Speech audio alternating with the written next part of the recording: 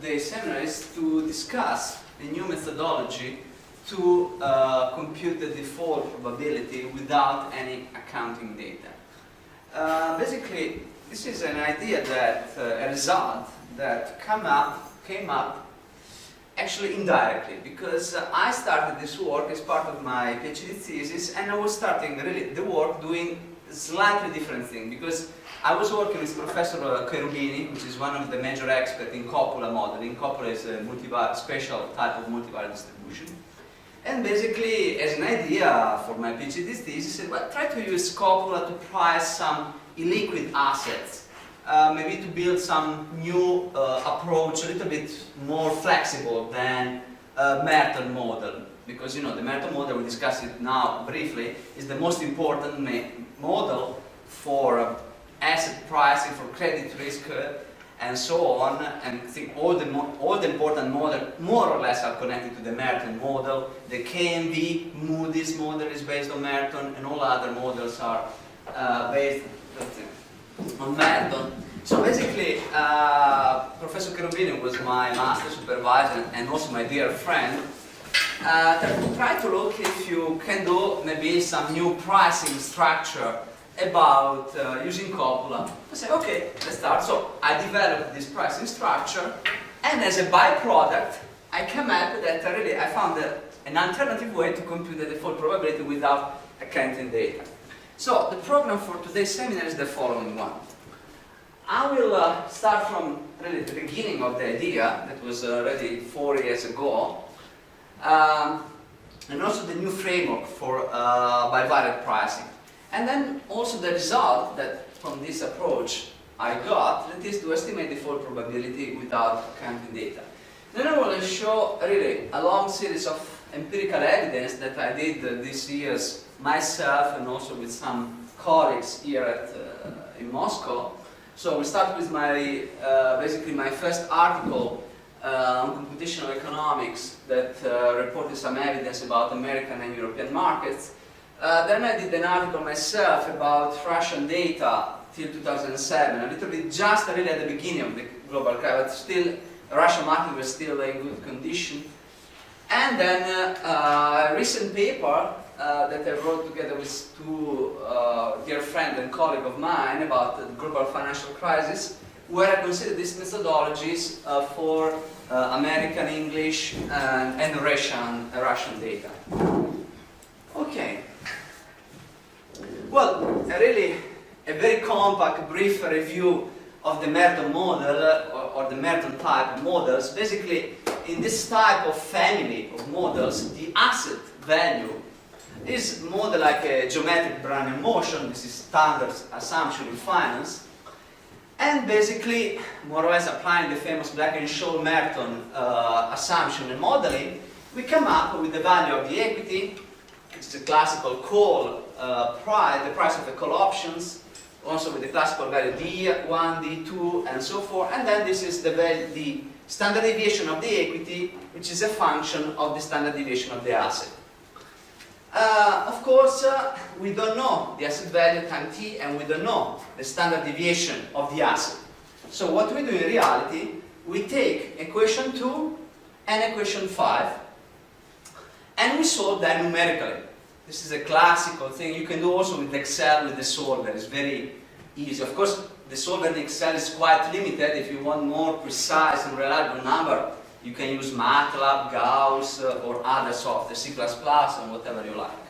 And also, given this framework, the probability of default, implied probability of default, is given by this cumulative distribution function of the normal with this object. So this is a classical result of Merton type models. Well, following this idea, there was really a huge field of research about structural models. Basically, we have the idea in all these models that the firm value, capital, equity, is a residual concept. We have the asset, we have the debt, and then the residual part is the equity. And also the asset itself is exogenous. Unfortunately, while this framework could be really realistic, let's say in the 70s, when Merton first proposed such an approach. Really, today, this assumption that of the equity, like a residual claim, is no more viable. Just to give you an idea why it's no more realistic. First of all, the stocks that belongs to workers cannot be touched. Looks at the recent days, Chrysler, General Motors. For example, the recent agreement 2 hours ago between Chrysler and Fiat, probably 55% of the new equity will be held by united group of workers, by the workers, just to tell you. While the creditors and the debt holder basically will have to cancel most of their credits and so forth. Also the same for managers, the part which correspond to the salary part, the S payment cannot be touched as well. Also, in Merton we have this big T, which represents the end of the war, which is a little bit quite restrictive assumption. Also, physical asset. How do I price a physical asset? Like a factory. A factory in Brazil can have a different value whether this factory in Brazil is financed by equity or whether it's financed by debt, for example. Again, look at the Fiat, General Motors, Opel, Hyundai a couple of years ago. So really, the classical assumption really of Merton are really no more realistic. And as a consequence, the asset value is endogenous. It's no more exogenous. It's something endogenous. So as a trial to reply a little bit to these problems, in the last 10 years or and more, a new class of models have been proposed that goes under the name of reduced form models. These basically are more, I'd say, more statistical model, a more mathematical model, without much economical behind that. They are basically data fitting, basically like there are some Cox processes, Poisson-Cox process, modified Cox, and so forth, that basically are taken from other fields like geology, for earthquake forecasting. So, where methodology that were used to forecast an earthquake now have been recycled and modified to forecast the fall. Unfortunately, whether they are have quite good result, anyway, they are a little bit really, they do not give you much economic idea of what's going on, really. Can be used for forecasting, but really, you really lose the touch of the situation. So, following this advice of this my supervisor at the time, then I said, okay, let's try to do a new bivariate contingent claim. You know, contingent claim basically, we have a payoff function G and a bivariate function F that tells me how the two series, the two underlines works. So let's go immediately to the classical example. I have a payoff that's given by equity plus debt, and of course the function is a dummy variable that give me a payoff if the equity at the expiration date, the maturity is bigger than 0, and of course if the debt is between 0 and the face value. So classical bivariate contingent claim, where I consider both endogenous variable. So in this really general framework, I keep it extremely general because, you know, I wanted to give something more flexible than Merton model. Say, okay, I have my payoff. I needed to discount this payoff today. How to do that? Well, the classical in finance is to use a risk-neutral distribution. So, I have a bivariate payoff, I need a bivariate risk-neutral distribution that I can take, I was thinking to take from the market. And of course, all these bivariate functions have to be discounted by the risk-free rate. So, classical framework, let's say, financial framework. Well, at this point I started to modify a little bit because, you know, how do I find out this risk-neutral kernel? Well, try to take this bivariate function and work it out with copulas. Copulas is a very nice way, really, if you're more interested, I can give you much more reference at the end of the seminar. Copulas is an approach that allows you to model more general multivariate distribution function. Because till a couple of years ago, we could usually for multivariate distribution we were using the multivariate normal or at maximum the multivariate student t. But this distribution very, very restrictive. Copula basically is a nice approach to separate the dependence, how two variables move together, from the marginals. So which model the shape, the form, the mean, and all other moments. So it's a way basically to create flexible multivariate distribution, where the copula model the dependence between variables and marginals model the shape, the form, and so forth. Probably we'll make a seminar in the future about that. We can think about this. So I substituted my payoff function in order to get try to get the solutions. Unfortunately, as I call it in the title, this was a little bit.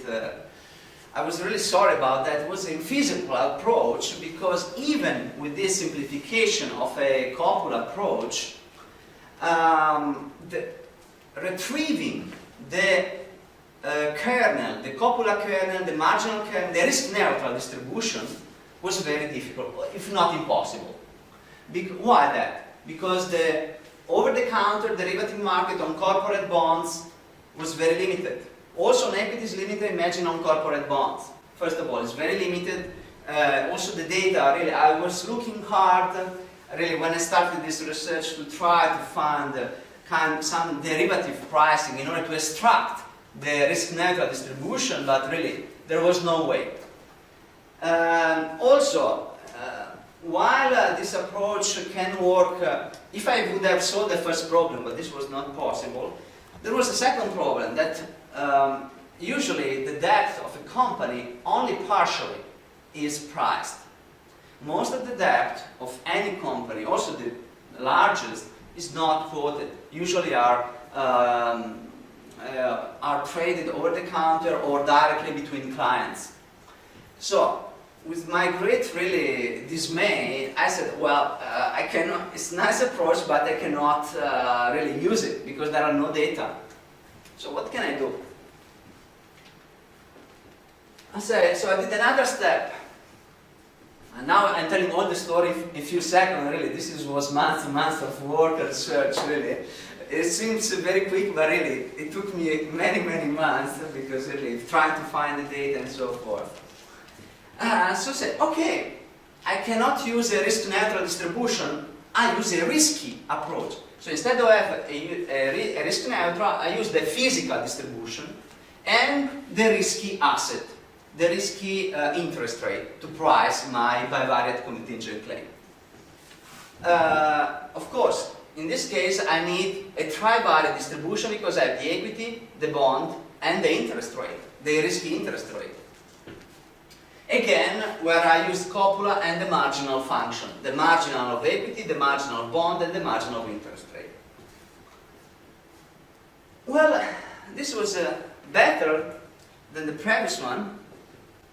Also because, for example, the bond could be expressed as a function of the interest rate, and particularly, which is a usual case in the most of the case, the bond value, the face value of this bond is known. So I can even simplify one step more this expression.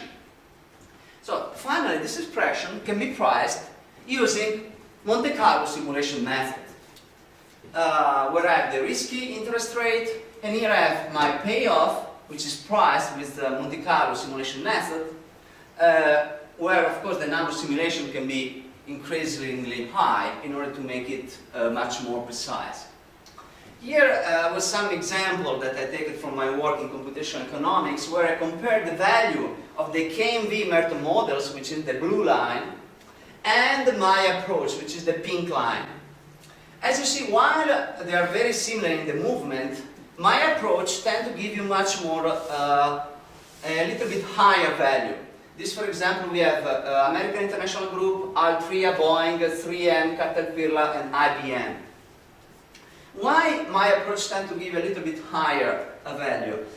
Because really, the Merton model, in this classical approach, used the log normal distribution to model the equity price. We all know that equity prices are not following the log normal distribution. It's very restrictive. In my application, in order to model the equity price, I use the student distribution. It was a much more general framework. This is why, I have much more fat tails with the student distribution, and therefore the value of the asset was much higher. So this was really the beginning of the story. Then, working on that, I found out that really, as a byproduct, I can really find out a new way to compute the default probability. So I'll give you the result and I'll show you how I got it. The thing was, for a moment, let's suppose that the equity value goes from minus infinity to plus infinity. That is on all the real line. For a moment. We'll explain in a minute why that. And consider the pricing level instead of the log prices. Well, it's possible to show that the default probability is given that the probability of the equity at time t at the maturity going negative. Or, given that the equity is given by the number of shares time the stock price, is the probability the price goes below zero. Since we know that the stock price is a truncated variable, which is positive, and then is the zero level as the truncation, we can say that the probability of default is the probability that the price goes below zero, and I call it zero price probability. You say, well, how could it be? The price going negative, how could it be? Well, it has a reason. Before introducing the explanation, while the stock price that are quoted on the market are always positive, because they represent operative firms, okay, that are alive, that are working, of course this is not the case for defaulted company. Why that? To understand this, consider the standard financial identities. So the equity is given by asset minus debt, or AT prime, which is the asset value, is given, of course, equity plus debt. So let's consider for the moment the value of these two quantities, the meaning and the sign. So equity and asset. So if a company is operative, is working, equity is a positive value and is different between the asset and the debt. And what is the meaning? Is the equity belonging to shareholders. Good. Of course, AT prime is simply the asset value, which is also positive. Nothing new. If the company has defaulted, what is AT minus BT? Is the loss given default for debt holders, and is negative. Because in case of default, the assets are lower always than the value of the debt. Imagine you are left with the asset worth $3 million and the debt is worth $5 million. So you have a loss of $2 million, which is negative, minus $2 million. And of course, AT prime in case of default is the equity belonging to debt holders, to the creditors, to the workers, and so forth. The crucial point is this part of the table. Equity, in case of a lively company, the value of the equity is computed on the stock market or in other place. So we know it. Number of shares times stock price. Very simple. If the company defaults, the loss, the final loss, is decided in bankruptcy court or in market for distressed company, which in America are very developed. So we can see now for the procedure for General Motors, which is a very particular procedure, but in general, for Lehman Brothers and so forth, there is a really particular market. For example, all the division of Lehman Brothers now are being selling to different banks. They've been sold to Nomura, to Societe Generale, so it's been divided. So this is decided usually in bankruptcy court or in a market for distressed company. So at this point, it's really very easy to see that the probability of default, a nice way to compute the probability of default is to compute the probability that the equity goes to 0. But how can I compute that the probability of equity goes to 0? Well, the idea is that I consider, since I know the stock price are usually not stationary, we all know that the stock price are not stationary, we consider a model for the differences of price levels. That is PT minus PT minus 1 without the log transformation. So we take the first difference because we know that stock price are not stationary, so we make them stationary.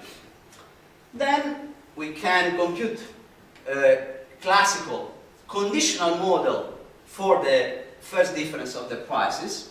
So this can be an autoregressive moving average, a nonlinear function, whatever it can be. And this is, you have a conditional model for the variance, can be a gauge process, whatever it is. With the generic distribution, of course, we all know that the stock price are not normally distributed. And one of the many reasons why, for example, all the reserve capital, all the regulatory approach failed in the global financial crisis because they were all based on the normal distribution. So I say, let's consider a generic distribution. It can be a student T, a skew T, whatever it is. Given this generic model, we'll see later what kind of model, what I do, I simulate a very high number of price trajectories up to T plus big T. That is at the maturity of my bond, of my debt. I simulate many trajectories. The default probability is simply the number of times small n out of big N when the price touch or cross the zero barrier, the zero level. If the price goes to 0 or beyond, this means that the company may default. It's a kind of an approach that, for example, similar approach has been used for option pricing in the barrier option. You know, barrier option get priced when the underlying touch the barrier. A similar approach is here. If in my simulation the price reached 0 or crossed 0, the company is default. So this is an example with the risky stock that will be used later. So the risky stock was valued at $10, something like that.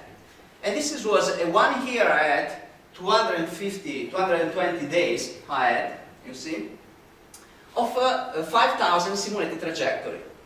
In this case, 40% of the simulated price trajectory were below 0, touch or cross 0.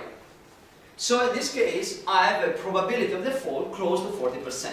In 40% of my scenarios, the firm will default. And this is already an idea of the riskiness of my approach, of my company. So, well, this approach is quite easy to implement and actually have many benefits. We need only stock prices. We don't need any latent default barrier which is given by the face value of the bond. Also because usually not all information about bond are possible to retrieve. We don't need any first volatility like Merton model, because in Merton model you need the asset volatility to compute the default probability. We can compute the default probability at any time horizon. It's only a matter of simulation. And of course, we can consider much more realistic distribution than the log normal. We can use it daily, intraday, is not a problem. Also, if in the case, because not always that we know the face value of the debt, we can compute the average loss given default. Given that we have a negative price, we can compute the average loss given default. So let's start showing a little bit of empirical evidence about this approach. Well, in my first work in 2008, I consider basically probably the most famous and also most controversial default in history, or recent history. First was Cirio. Cirio was the second largest default in the Italian food sector, and also was very nasty default because basically it was a case of fraud. The management fraud completely the bondholders and the shareholders, because really there was a problem of really the management taking the money out of the company. So, and really still the probe, the justice probe, is going on today. And really it's not clear how many years previous the default that took place in 2003, how many years in advance this fraud taking place. Really, it seems that really the fraud taking place already at the end of the 90s. Then we have Enron. Enron, I think every one of us knows what it is. Was the largest default in American history. Also quite controversial because of I would say, not much more fraud, but really the management, I would say, they tried to get out of Enron a couple of months before the default. There was much problem about the management of Enron. Particularly there was the CEO, the wife of the CEO, that sold stock of Enron in July, a couple of months before the default that took place in November. It was a classical example of people going out of the ship before it sank. So classical fraud of this type. Parmalat, the largest default in Italian and European history. Again, another controversial case, because again it was another case of fraud. The management is still in jail. And again, really, Parmalat and Cirio, different from Enron, I would say are much more sophisticated frauds. Because Enron basically, in Enron there was the management that when they looked, they found out that the situation was no more possible, they tried to sell the stocks, and that's all. In Parmalat and Cirio instead, basically the management took out millions and millions and millions, well, hundreds of millions of the company already from 10 years before that. So it was much more sophisticated. Also because there was really a net of ghost company in tax havens, so it was much more complex fraud. Swissair instead was, I would say, the lightest default, really, among the four considered. Because actually Swissair had the problem of really mismanagement, a little bit unluckiness, not much fraud, really. There was some window dressing, but not much of a problem, let's say. Swissair was the lightest. Well, to model these stock prices, I consider autoregressive process for the conditional mean, Garch 1-1 or threshold Garch model for the conditional variance, and student tree distribution. I also tried a skew-t distribution, but actually the skewness was much lower, so it was not statistically significant, so I considered the symmetric student in order to gain efficiency. Well, let's start from the first one. This is the price of Cirio, the last 1,000 daily price of Cirio before default. Here on the right we have, in a continuous black line, the default probability computed by the zero price probability, my approach, and in the dashed line you have the KMV-Merton model associated to Cirio. Here basically you see already the two problems, classical, of KMV-Merton model. First problem. At the end of the year, when there is the change in debt value, Merton used the debt value in order to understand the default probability. The debt is changed only once every year, when the new balance is published. What is the consequence? That you have a jump in the value of debt, and it's not a small jump, it's a jump of millions, of billions of dollars. When you go and optimize such jump, you can have a huge numerical problem. I come back a little bit to the beginning. I told that Merton basically take this equation, the call option, and the equation for the volatility in order to find out the asset and the asset. And as a byproduct, I have the default probability. Imagine that the debt value jumped of several $billion at the end of the year because you have a new balance sheet published. The numerical optimization is to become not easy. You have really a jump, you have a discontinuous function, not even convex, not even subadditive, so terrible function. As a consequence, don't be surprised, actually it's a very common problem, to observe this kind of jumps in the Merton problem. Secondly, you see the probability estimated with the Merton model is completely unable to pick up any kind of fraud. It was very, very low. And particularly also, you see, these are daily prices. So remember, already 2 years in advance, if you took simply stock prices, you can really find that the Cheerio was really very risky. Particularly, already an investor, rational investor, would already been able to go out of the market a couple of months ago. Actually, this is not a surprise because it's what really the justice probe is doing now. The judge in Italy is really calling now the shots to many banks because many banks, 1 year in advance, what happened? The banks that were in charge of Cheerio passed all the bonds of Cheerio to the old people and other clients with very low financial knowledge. So, the zero price probability is able to pick up this insider information. Let's move to Parmalat, another controversial fraud. You see, this is the price of Parmalat, very, very high. Then was a fall when the first news came out at the beginning of 2002, at the end of 2002. Then again, the price goes up and then final collapse. Well, again, if we use the KMV-Merton model, it's not even reported. If you use the KMV-Merton model, probability of default of Parmalat is close to 0, with 1%, even close to 0. If you use the zero price probability, was very, very high, with very high peaks, which was much higher than 50%. In my experience, when I see a company who had the zero price probability higher than 50%, also with one peak, sooner or later that company will be cooked up, will be really destroyed. Sooner, it's only a matter of how quickly the information of the disaster will come out. Parmalat, as I told you, was a very complicated fraud because it was a complicated net of tax haven and so forth. And this is why it really took almost 3 years before the news of this fraud goes out.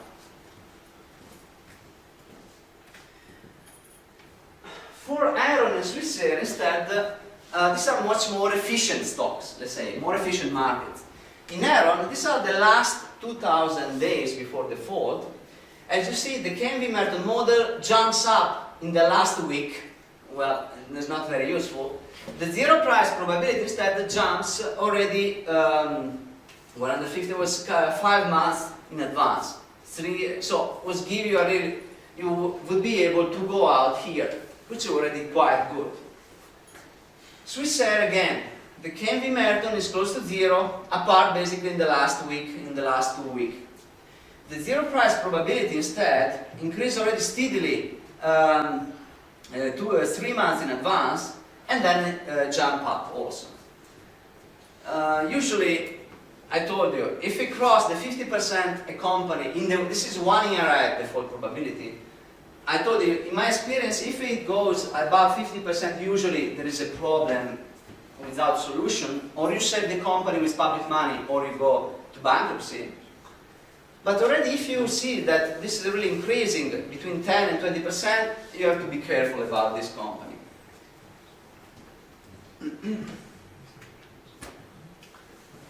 Well, this is what I already saw. So the KMV-Merton was a very unstable, and of course the log normal is not reliable distribution.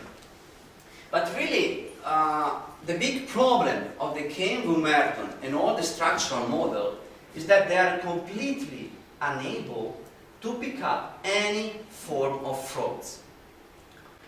The Merton model used the debts. Other structural models use other financial accountancy data like profit, sales, and so forth. For example, another famous model is the Altman Z-score model. This is another famous model. Altman is probably the most famous researcher about default probability.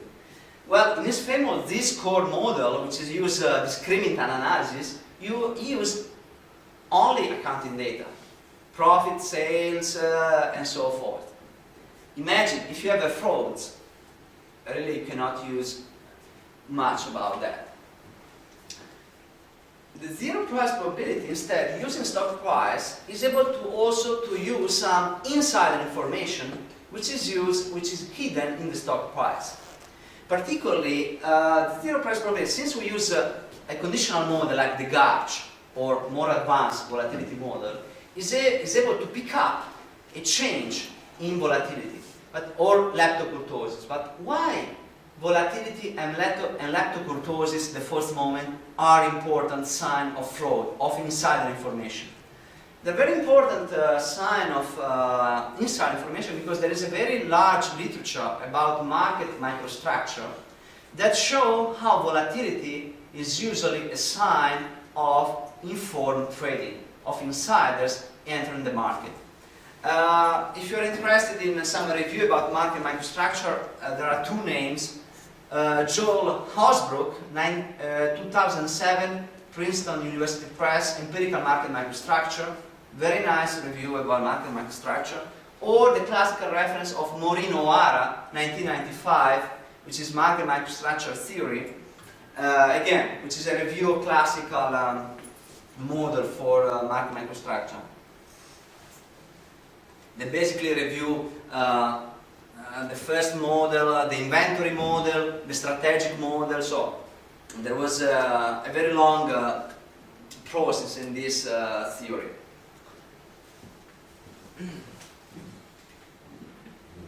Also, a problem, really, one of the problems that really, for example, I was doing a stage many years ago in Banca Intesa. Banca Intesa is the largest Italian bank. And really one of the problems that happens to me to discuss in this larger Italian bank was that the Merton model, basically, there are no way, at least not public way, to get any information about how much precise is the information about the default probability. I get for a company that has a default probability of 10%. Good. How much precise is this information? What is the confidence interval about this? If you look really in the web, you don't see much. I only found one paper published in a proceeding of a statistical conference that was trying to answer, but really, in the financial literature, no one has ever tried to understand how much precise is this probability. No, really. And it was a huge comment, I remember at the time in the bank, because they said, well, what can we say? We buy this probability from KMV Moody's. What can do? We can only trust them.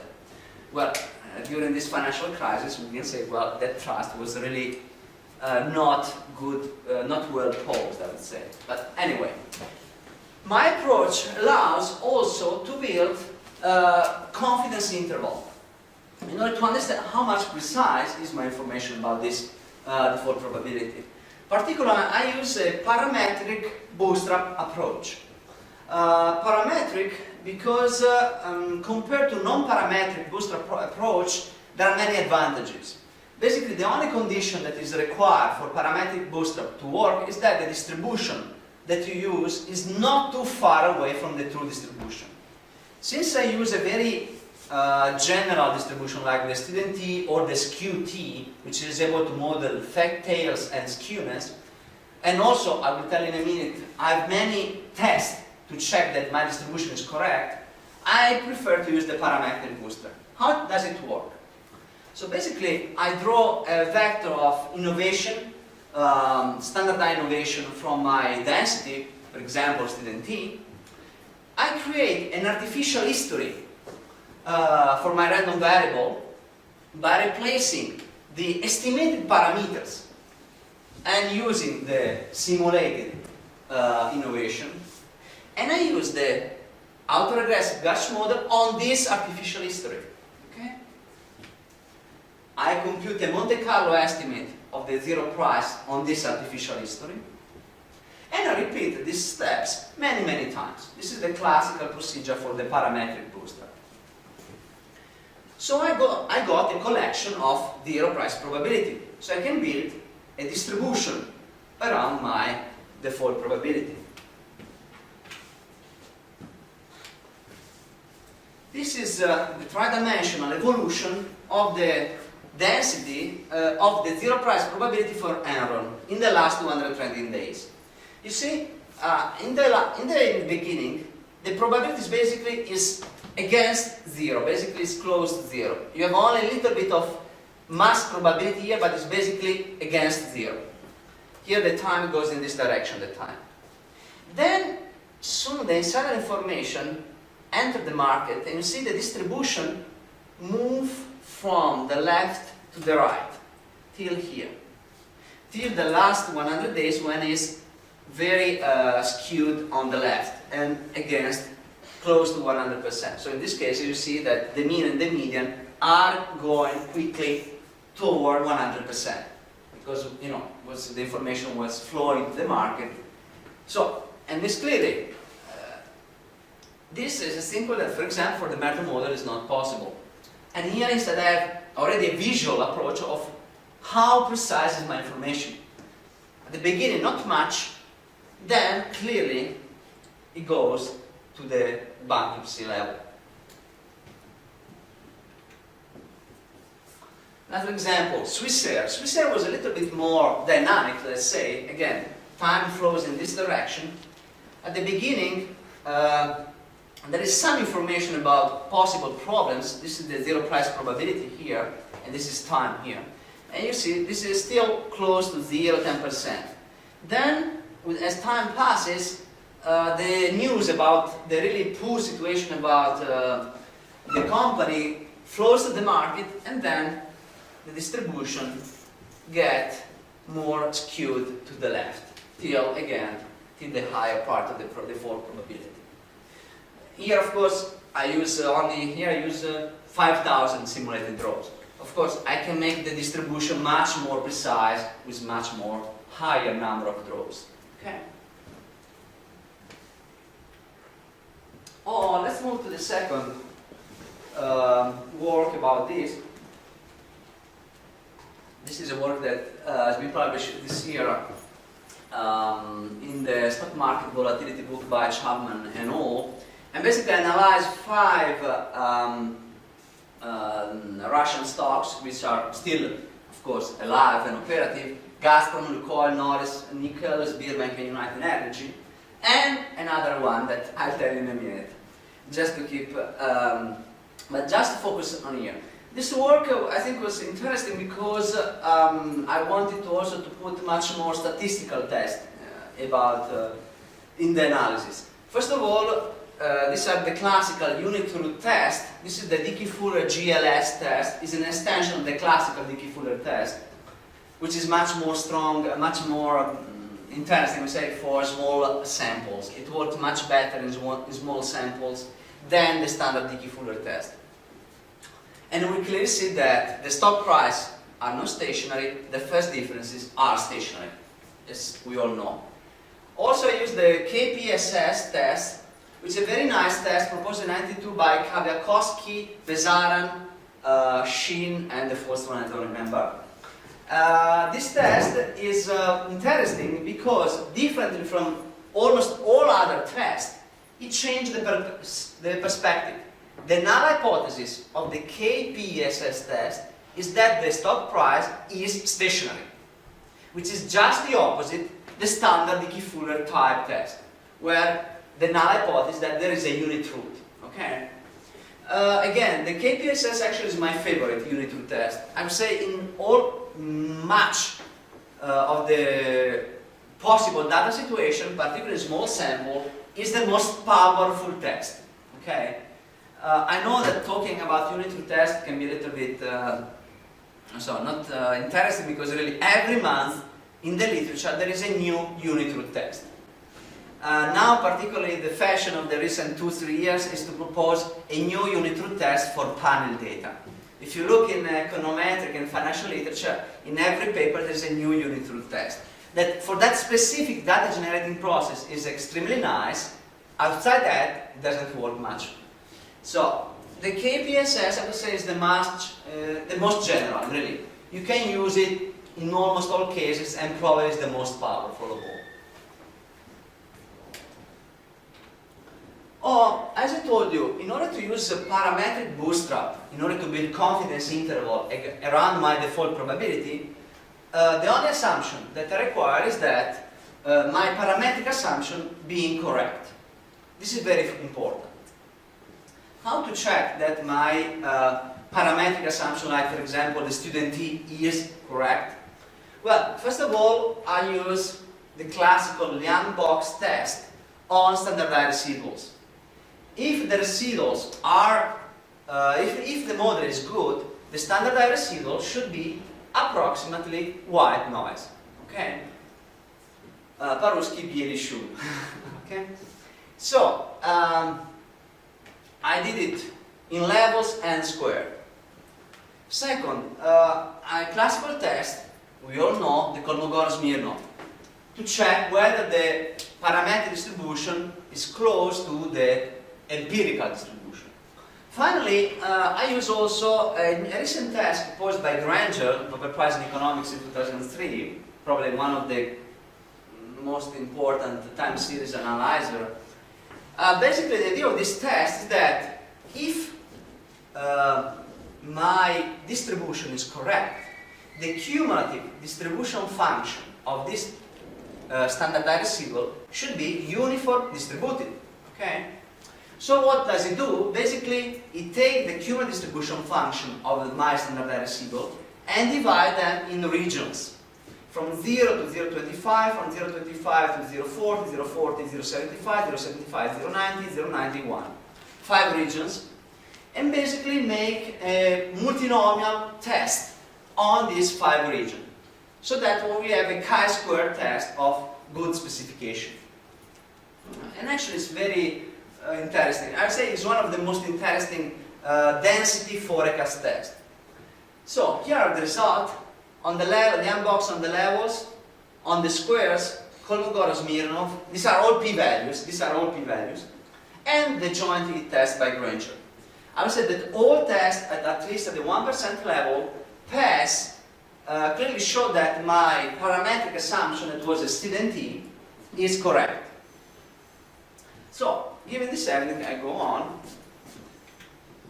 And I did all the results. Well, I do not report the plot here to save space, but again, the default probability with my method are higher than the Merton models, and again, we have very high numerical instability in the Merton models. Why? Because at the end of the year, I told you, the debt values in the balance sheet jump of many billions.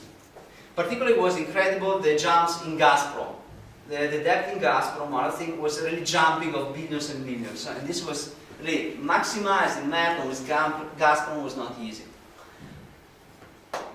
But particularly, and this is another good advantage of the zero price probability, particularly with emerging market like Russia, probably the most important risk of all is political risk.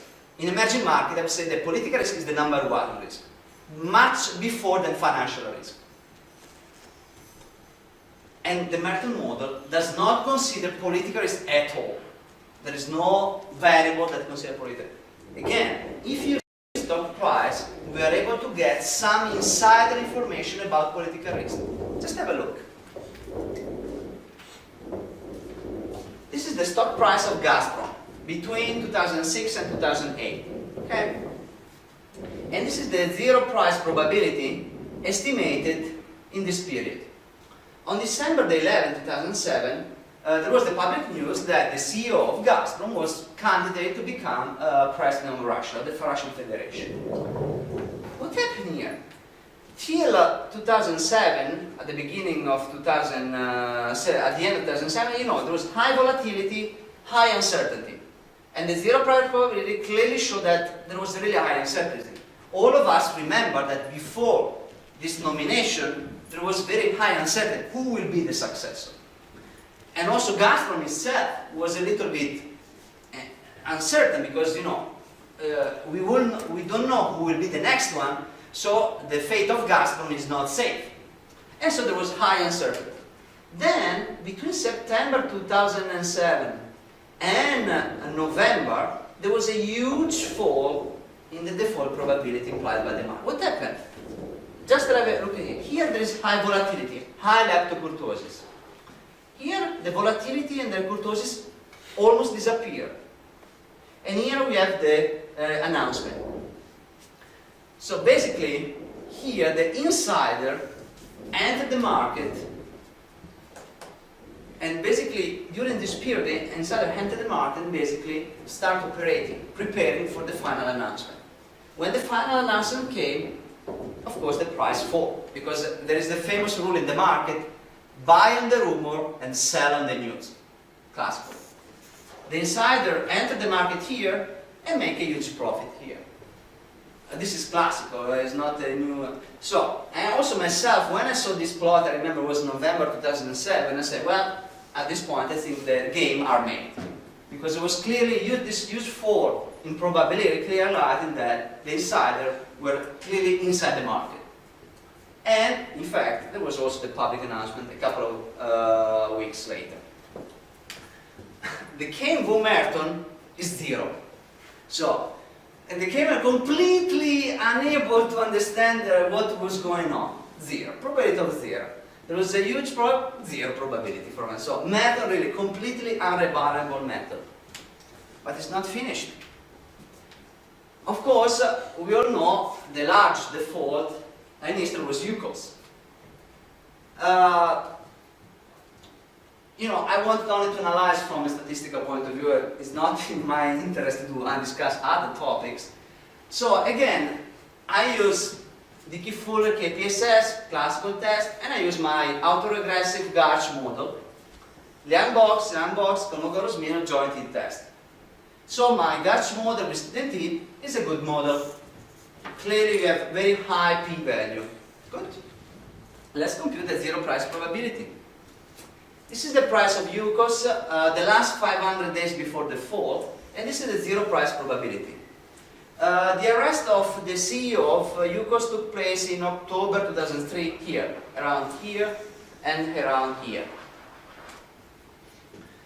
So again, notice the price and then the price fall at the news. Clearly see that the zero price probability clearly highlighted months, as it was already 1 year in advance, that this company was not having a safe life. The zero price probability was between 20% and 30%, 1 year before the arrest of the CEO. Of course, then the rest was, of course, the jumps. Again, really, it's so funny about looking at the KMV-Merton. The Merton model is 0, till the last day, basically. In the last day, there is a jump of Merton models that goes, you see, it's not C, it's a line here that goes to 90. So, again, Merton model, completely unreliable method in case of emerging market with political risk.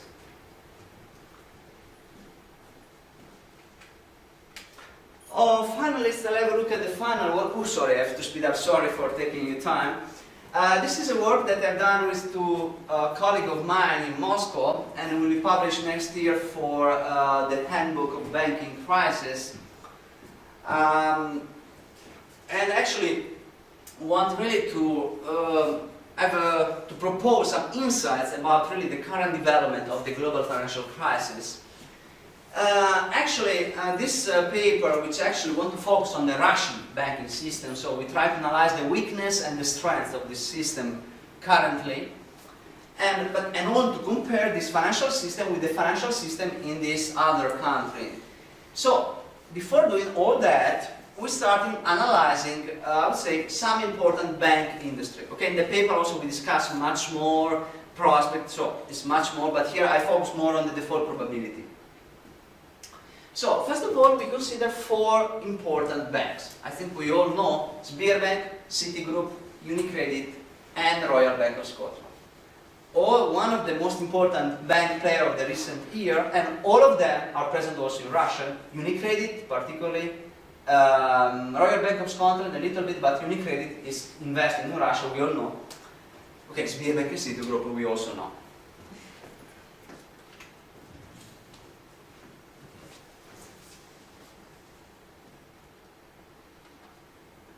Oh, I'll start from Citigroup on the top left.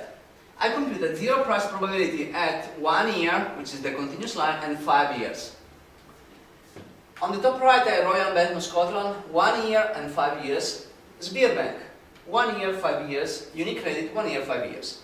So let's concentrate on the first 200 days, because these are data that goes between January 2007 till December 2008. That is from the beginning, let's say, the start a little bit before the beginning of the global financial crisis till the full of the financial crisis, December 2008. In the first 200 days, we have the classical situation of what before the financial crisis. So, English bank, American bank, default probability close to zero. Very good, very safe. Sberbank, quite high probability because you know Sberbank has the same rating of Russia, is BBB, so no, as expected, was higher probability. So the zero price just reflects the market situation at that moment. Unicredit in between Sberbank and the American English banks, between some risky assets, but not too much. Then what happened? In the, say, around, this is May, June 2007, we have the market start to price increasingly the riskiness of the American and the English bank. I would say almost at the exponential rate. But still here we have in 2007. We are not even in 2008, we're 2007. And really, I don't report here because I was only making noise, but the Merton model was zero. Was zero till 400. Then slightly Merton model started to increase, but really, I don't report it because really it was too funny to report Merton because really, it only tells you that the asset is risky when it's defaulted, so it's not very useful. So here, we are in the middle of 2007, Citigroup clearly, the insider information on Citigroup and Royal Bank of Scotland clearly show that these two companies are no more safe. Sberbank more or less is having the same as before, a little bit increasing, but not too much. And then again, we are entering 2008, and we have an exponential growth in risk for Citigroups and Royal Bank of Scotland. And we reach the climax at the end of 2008, where we have, for both of them, both higher than 50% of the default probability. For Sberbank and Unicredit, instead, we have, okay, an increase, but then we stabilize in both of them. For Sberbank, stabilize around 30%, for Unicredit, stabilize at 50%. I talk about the 1 year ahead. Usually the 1 year ahead is the more reliable indicator about the riskiness of a company. Well, this is actually what happened now. This is what information 2007-2008. January, February 2009. RBS have to be saved for the second time by the US government. Partial debt of the RBS goes to the official statistic of the public debt in the UK. For the first time in 30 years, the public debt in UK goes to 70% or higher, because the debt of Royal Bank of Scotland and other English banks become public debts. For the joy of English taxpayer, I would say. January 2009, the Citigroups again divided two in order to save. It's a desperate move, but probably it's not sufficient. This is the title that I copied from this morning, the Financial Times this morning. Probably you have all known that the Obama administration, in order to, again, and try to understand the situation of the financial industry, is performing a stress test on the American banks. The result of the stress test will be published on the 4th of May, but most of the information has already been available. For example, there was a very nice article on the Financial Times today, I really advise you to read it, where it's clearly that Citigroup have to raise capital because it's not in a condition. Instead, for Unicredit and Sberbank, they have tough time, but not so desperate like Citigroup and RBS. So, yes? Can we? I stop it. Yes, no problem. Well, so again, the message is that the user really of the zero price probability is able really to highlight, I would say, with a couple of months in advance, if a company is in troubled water, if there are many problems.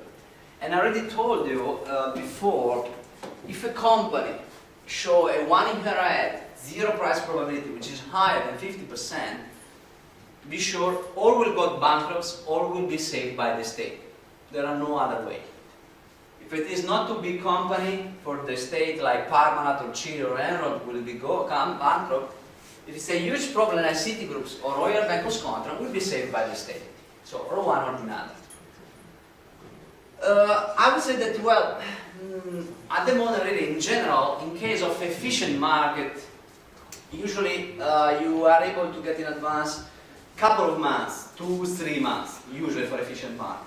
In case of fraud, like for Parmalat or other frauds, or political risk, you can get a message already 1 year in advance, which is quite good. But this is really, I would say, it's quite good. Consider that the Merton model jumps only in the last 2-3 weeks, so it's not very useful, the Merton model, for that. You know, the idea that I had when I started to propose and to use this approach is really to have an early warning system.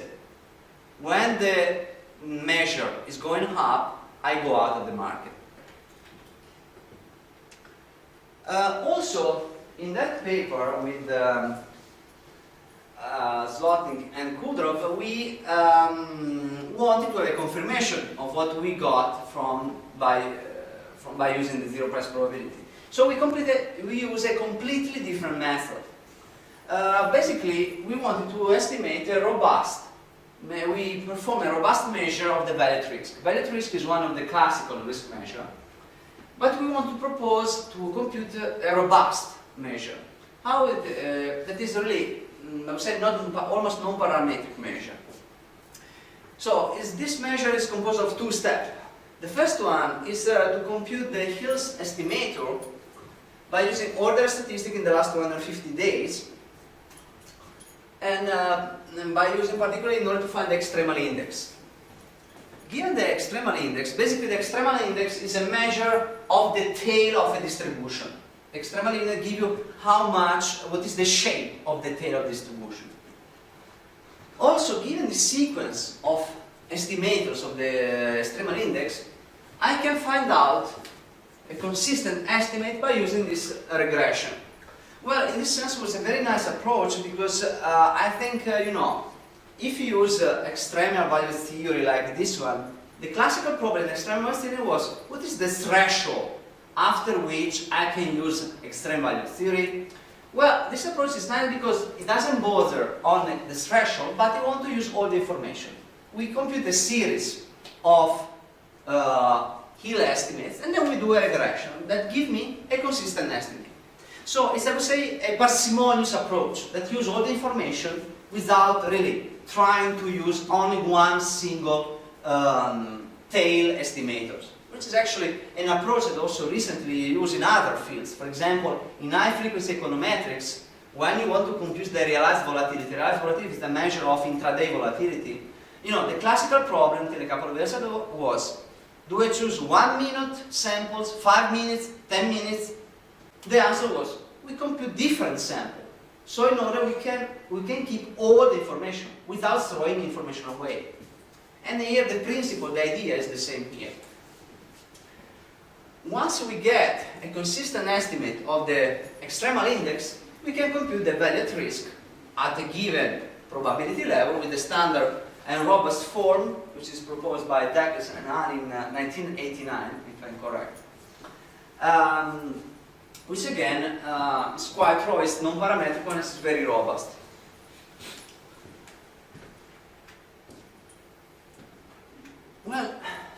compute the 1% value at risk by using this robust approach, we get exactly the same indication. So this is against the value at risk 1% for Citigroup, for Royal Bank of Scotland, Sberbank, and for UniCredit. So it's clear that for Citigroup we have this increase in the final part with this exponential increase for both Citigroup and Royal Bank of Scotland, while for Sberbank and UniCredit we have yes increase but then stabilize. Also, and the previous also figures are very similar to the one that we obtained with the zero price probability. So basically we have the same indication of riskiness that we got from the other measure. And this method is completely different. It has nothing to do, because it's a non-parametric, robust method. So this really gives us a hope that really if two methods that are completely different give us the same indication, well, probably we are not too far from what is going on in the underlying. Also, in this work, basically, I want to generalize the use of zero price probability not only for a single stock, but for an entire sector. This can be easily generalized because instead of having to work with the equity of a single firm, I work with the equities of all the firms belonging to a sector. So, I can use the same approach in order to compute the systematic risk. So, I use this approach with the RTS financial index, the Dow Jones financial index, and the FTSE banking index, and also the Italian Mittel financial index. I also tried the MySEX. I tried later because I started with the beginning working with RTS, but basically the MySEX financial index gives the same result, doesn't change it much. So let's have a look. Well, so Dow Jones financial index, FTSE, RTS financial index, and Mittel financial index. Again, in the first part, in 2007, we have the American English quite very safe, the Russian reflecting the classical risk of Russian rating, and the Italian that is stay in the middle. Then at the end, at the end of 2007 and 2008, we have exponential increasing in the American and English, particularly English, while the Russian and the Italian increase but then stabilize. Of course, the Russian is more based on Sberbank, so the information that we got for the Russian financial index is very close to the one that we got for Sberbank, of course. This is what just I said. Again, this is a robust method to compute the value at risk. Basically, again, the same information. Not too risky for American and English at the beginning of 2007, then exponential increase in 2008. Increase also for Russian financial index and the Italian, but then stabilize or decrease, while this is not the case for the American and the English one.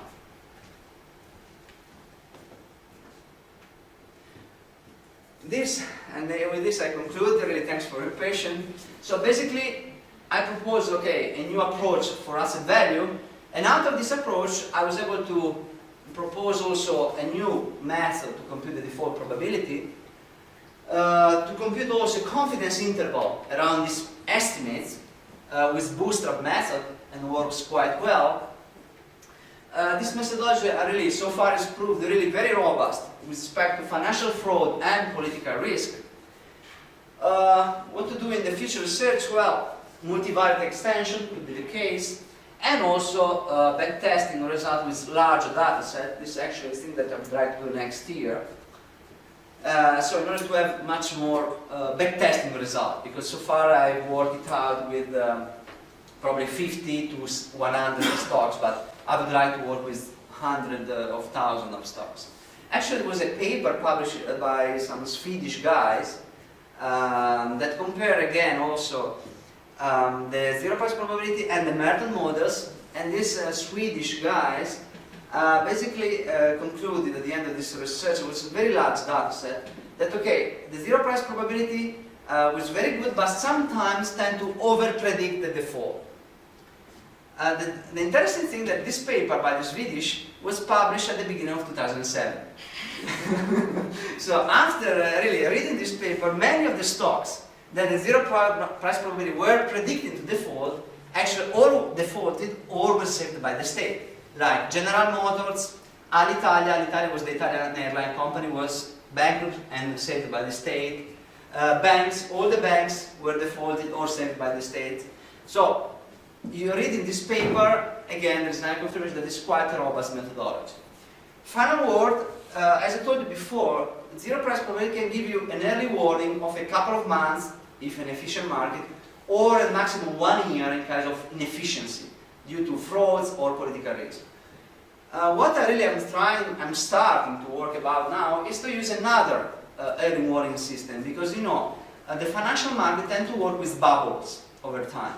With the bubbles in high-tech, with the bubbles in real estate, with the bubbles in oil prices, we have a bubbles line in copper because China is pushing hard on copper. So financial market work with bubbles.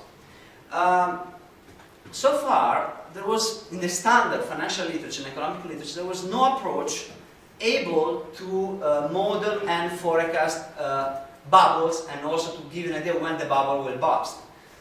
Recently, there is an interesting approach which comes from econophysics that basically seems quite interesting. Actually, it's the only approach that so far, the only quantitative approach that I found in the literature that was able to predict the fall of the markets and the oil market and the real estate market. Basically, the idea of this approach is that this was an engineer that in the 90s was studying the materials for the rockets. Was basically building the rocket, you know, the Ariane 5. The Ariane 5 is the rocket that they used by Europe to send satellites. And basically was studying the material and the property of the material under the pressure of the air, in order to understand when the material break under the pressure of the air at the high altitude. And basically, he found out that this model that predicts when the steel will break can be usually adapted also to understand when the bubble will break. And so I think this is say quite promising field of research. It's a minority research because, you know, even though economists has been really, say, battered hard by the financial crisis, really there was a huge critics to economists because really the mainstream economy was unable to predict, only the minority economy was saying. But anyway, alternative economics still has no big voice for many reasons, because the most important university, particularly the American university, we have only the mainstream economics, like the Chicago mainstream economics, the New York mainstream economics.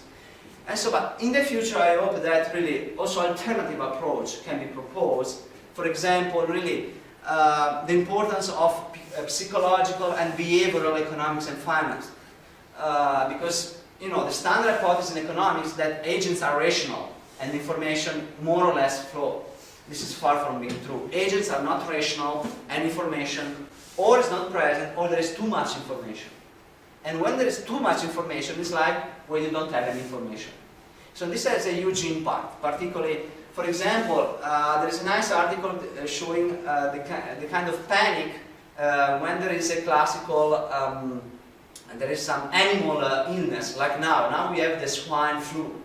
Before there was the bird flu. Before that there was the cow disease. The kind of how the people react to this kind of panics. And these are all psychological effects that really have to be modeled with completely different theory than the standard economic. I hope really that in the future more research will be devoted to really alternative approach. Thank you really for patience, and really sorry for finishing a little bit late. Thank you really.